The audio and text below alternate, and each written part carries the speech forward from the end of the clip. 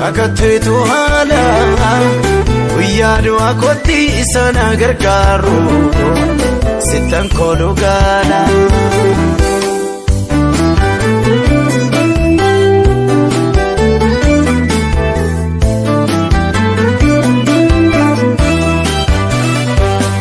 Waan garaana raasuu na dura qabaane ittiin na gowwoomsu waan garaan koo fedhu mallattoo cufaane afaanin na dursu silaa humna kootiif adeemee qaqqabu harkaan fideeressu ba'aa of hin baanne anarratti jeeru kakuun uffisiisu warra faaniin kuulee garaan na awwaalu saanatiin argine naanammayyuu gooftaa gatii warra mootaaf ta'uunan qubsiine jallootaaf jireenyi umutti qajeelu guddisee weennaa garuu gooftaa guyyaa isaanitti deemu naaf immoo bari'a naman dagatamu sina yaadatama guyyaa kee gooftaa koo gaadii jechaa nafuu jechuufan jira hin fayyamtamne koo namni nama namuun ijaareetu diiga kakatteetu haala guyyaa du'aa kootti isa na gargaaru sittan kooluu gaala.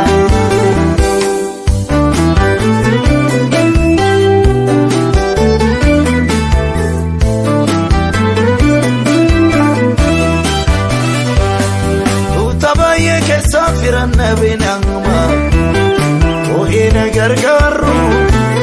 namni maaltu jira isa dibataasa buddeenaan geddaaru iddaan wal barbaade anagaa sarbeetu kaasee wal teessisa waraagana gooftaa cubbuu addoo dhiyaatu guutee middoo waarsa wanta baay'een argee guddaa nama daa'e gooftaa marrummaan koo inna naadaa deemu balbala kee dura maaliif eebuwaan koo yommuun cunqurfamu karaa hundumaane waamicha koo shakka garuu gooftaa guyyaa hundumtuu awwaatu gatiin koo si harka naman dagatamu sina yaadatama guyyaa kee gooftaa koo gaadii jechaa nafuu jechuufan jira hin fayyamtamne koo namni nama namuun ijaareetu diiga kakatteetu haala guyyaa du'aa kootti isa na gargaaru sittan kooluu gaala.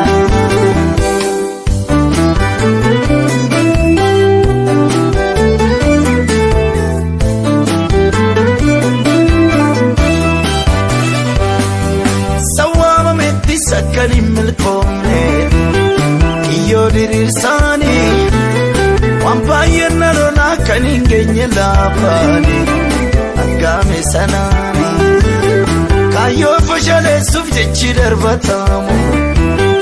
arrabnis danuudha kana keessa darbuuf aboonsaa komiiti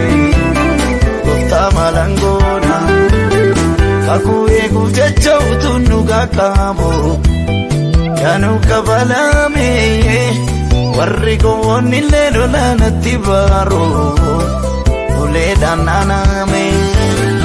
orma gidduun jira babbaa faada koorraas siilan gargar baay'ee gooftaa mamnaa dhiiftaa harka jallootaatti mucaa kee madaa'e naman dagatamu sina yaadatama guyyaa kee gooftaa koo gaadii jechaa nafuu jechuufan jira hin fayyamtamne koo namni nama namuun ijaareetu diiga kakatteetu haala guyyaa du'aa kootti isa na gargaaru sittan kooluu gaala.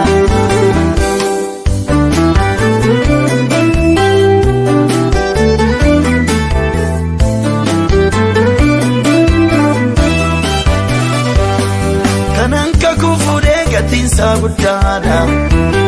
duwwaan fareegame akkaan irraa kaadduuf isa na dhibaasa ani tawwaamame kan na oolchiisus ariifadhee gaawudha iddoo akkamii koo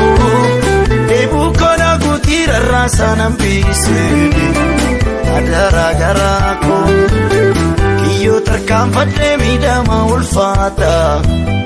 baadhee yoo nagaayee jireenyatti raddeen karaa hundumaane nama gadi taa'ee bari'uudhaaf yommuu itti karmu